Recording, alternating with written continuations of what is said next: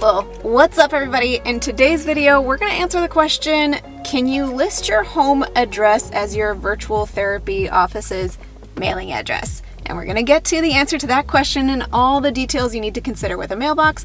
But first, we are going to go to my brand new mailbox in San Diego. Let's go.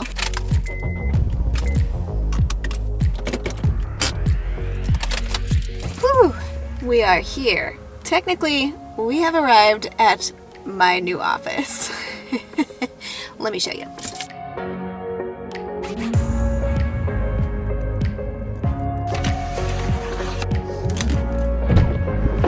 Whew, well, that is my first time officially checking my mail at my new San Diego mailbox at, yes, the UPS store. Now, later in this video, we'll talk about why you would get a mailbox at a place like the UPS store versus a PO box with USPS. But when my husband and I visited San Diego a few months back, I opened this mailbox because I knew there was going to be this critical window of time where some key pieces of mail needed to come in and I wouldn't have any address. I didn't even know where our Airbnb was going to be that we're staying in San Diego, so I needed a mailbox for them to arrive to. So I'm so glad I had an address available when I really didn't know what my mailing address was going to be. Okay, I'll see you back at the house. All right, I'm back, and now I'm ready to talk to you about mailboxes in private practice, specifically for those of you who are working from home, or at the very least, you don't have a formal office space that you're utilizing for your business. Once you get into the weeds of running your business, you realize your address shows up all over the place and is very much publicly available.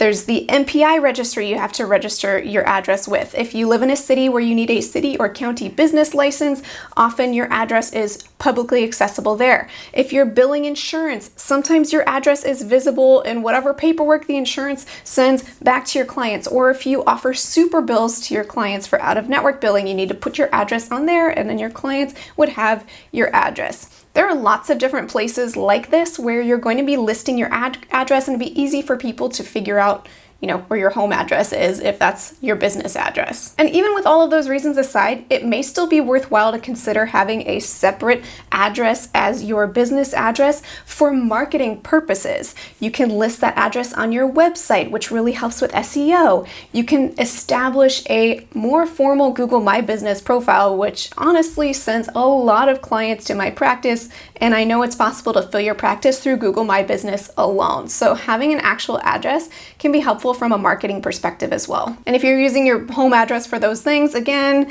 you're dealing with the risks of having your home address listed publicly all over the place for the world to see, which I don't know about you, but I don't want to do that. So if it wasn't apparent already before watching this video, hopefully it's now clear why it's worthwhile to strongly consider having a separate address as your business address, even when you're working from home, seeing clients virtually.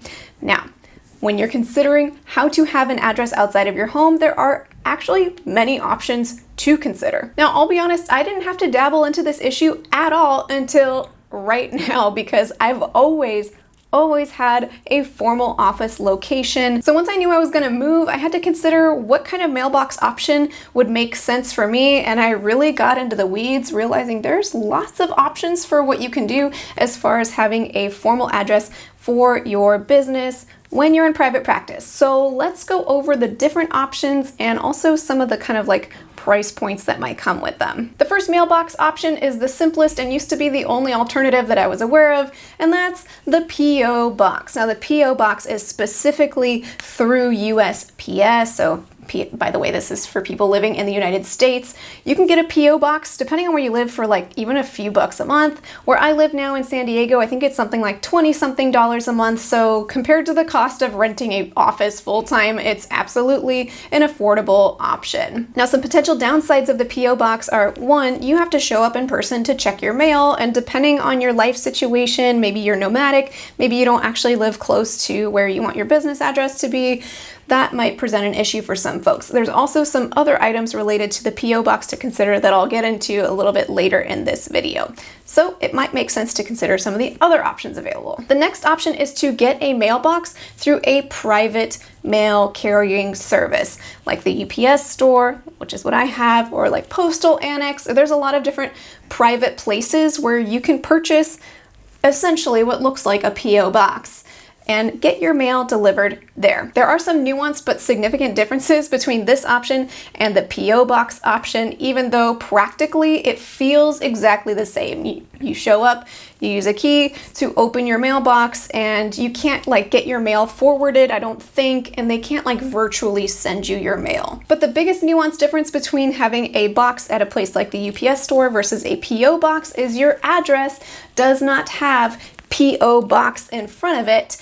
Your address looks like it's a suite number inside of the address of the store. So let me show you an example of what my address looks like right now through the UPS store for my liability insurance renewal. So you can see here that rather than saying P.O. box, it has a legitimate number here, and then I just have this massive suite number because the UPS store's number is suite 113, and then my specific mailbox is 409. So they write out my address like I just have a suite in the UPS store. The suite just happens to be, you know, this big instead of the size of a full-on office where I might see clients in person. This option does tend to cost at least a little bit more than the P.O. box. In my area, I think I spent $36 a month, and if you go under contract for longer periods of time, then you get discounts on that amount. Also, if you do get a package that's larger than your little box, they give you a notification, they hold it safely behind the counter for you, and you can go and retrieve it there. The next option to consider, which is sort of like a level up from that private mailbox option,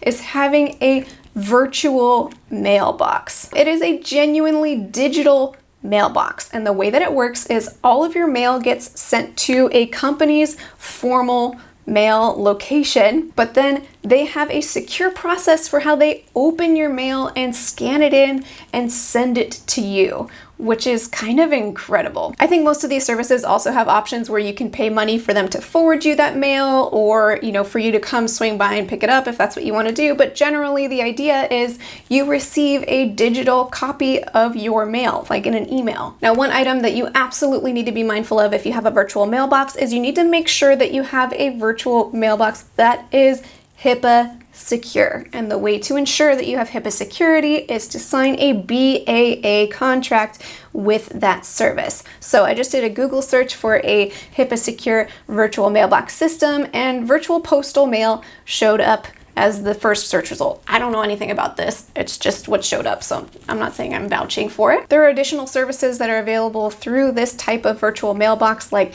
you can request that they shred something for you and things like that. So if you are super truly nomadic and going all over the place, this might be a very viable option for you so that you can have a home-based address and still access your mail even if you're not going to be able to go pick it up anytime soon. And the last option is to pay some amount of money to have a mailbox at an existing real office. I mean, it could be as simple as asking your buddy who's a therapist if they have a subletting option for you to just simply have your mail delivered to the same location as their office.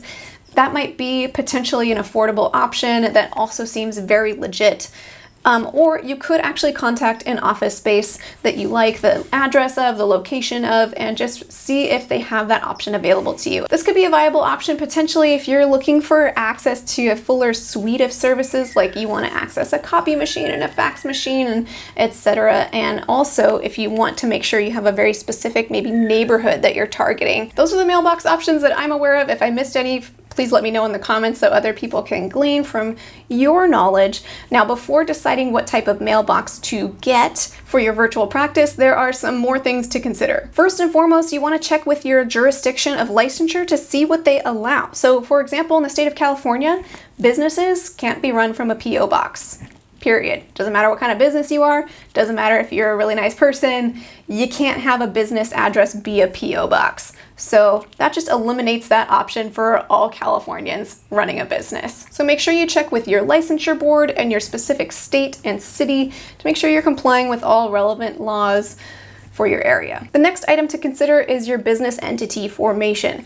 In some places, for example, if you're a sole proprietor, maybe you can have a P.O. box, but if you're an S Corp or an LLC, then you have to have a formal mailing address, which could include places like the UPS store and these virtual mailing addresses we've talked about. So again, be sure to do your research in your state and your area for what kind of rules might apply for the specific business entity that you are. Another item to consider is insurance panels. Whether you're already on one or you're hoping to be a provider with a specific insurance panel, make sure you check with each of of those to see if they have any requirements about what type of business address is appropriate under their requirements. Another item to consider is what type of mail you receive and in what kind of volume. I mean, if you're having all kinds of paperwork coming through in large boxes and maybe you're sending out, I don't know, products or something that clients are returning to you, that might be a lot more than a PO box can handle.